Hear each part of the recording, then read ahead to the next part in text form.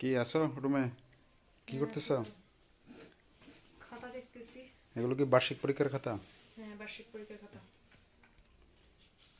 এটা কোন ক্লাসের খাতা? ক্লাস 2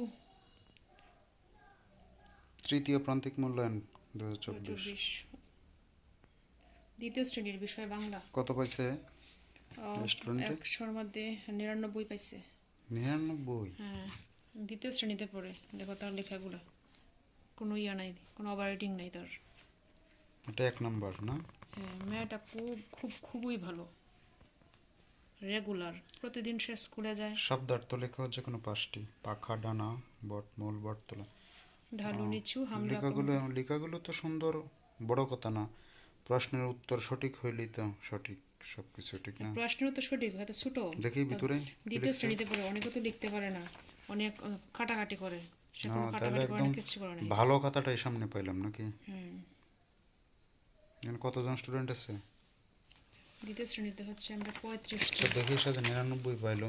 35 জন। এটা হচ্ছে 1 নম্বর প্রশ্নের শব্দার্থ, সবগুলো হয়েছে। হ্যাঁ, 2 নম্বরে আছে কি, কবির নাম সহ আমাদের ছোট নদী কবিতার 4 লাইন মুখস্থ। আমাদের ছোট নদী রবীন্দ্রনাথ ঠাকুর। ওইটার জন্য হচ্ছে 2, ওইটার জন্য হচ্ছে 8 নাম্বার। তার কোনো ভুল নাই, দেখো ওই জায়গায় তার 2 2 দিতে হয়েছে তারে। এই জায়গায় কোনো ভুল নাই, তাকে 10-এর মধ্যে 10 দেওয়া পরে লাগছে। পরে 3 নম্বরে কি? বাক্য রচনা করো, যে কোনো 5টি। এখানেও নিচের ছোট প্রশ্ন। বৈশাখ বন্ধু। হ্যাঁ, হয়েছেই তো সবগুলো।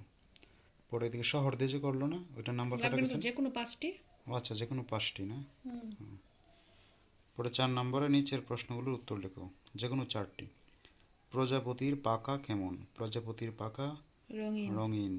মৌমাছি কেন কেন বনে বনে যায়? যায়? হচ্ছে মধু আহরণ করার জন্য বনে যায়। হেমন্ত চানা গল্পের 2 বোনের নাম কি? হেমন্ত চানা গল্পের 2 বোনের নাম ঝিলি ও মিলি। কাদের শহীদ বলে? যারা মাতৃভূমির জন্য জীবন দেন তাদের শহীদ বলে। যুক্তবর্ণ। পরে যুক্তবর্ণ। তারপর হচ্ছে ডান পাশ থেকে শব্দ এনে খালি জায়গায় বসাও। তারপর হচ্ছে বিপরীত শব্দ। তারপর হচ্ছে 6 নম্বরে আছে কি, ডান পাশ থেকে শব্দ এনে খালি জায়গায় বসাও।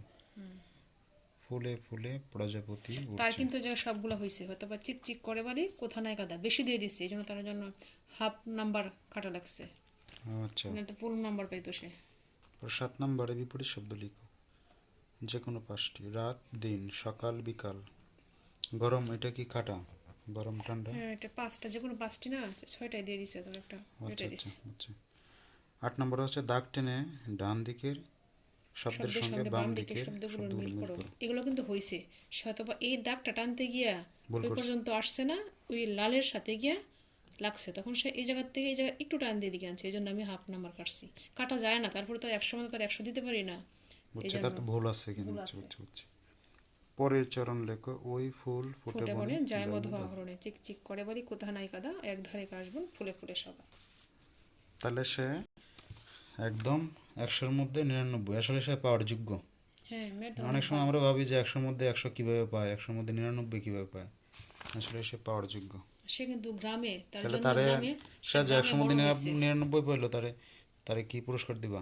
হ্যাঁ, সে যদি ফার্স্ট হয়, শুধু আমার বাংলা বিষয়ে সে 99 পাইছে, বাকি সবগুলোতে যদি পায়, সে যদি প্রথম হয়, অবশ্যই তার জন্য একটা পুরস্কার আছে। না, তোমার সাবজেক্টে যেহেতু সে ভালো করছে, তোমার পক্ষ থেকে কি দিবা? তোমার সাবজেক্টে তো ভালো করছে সবগুলো।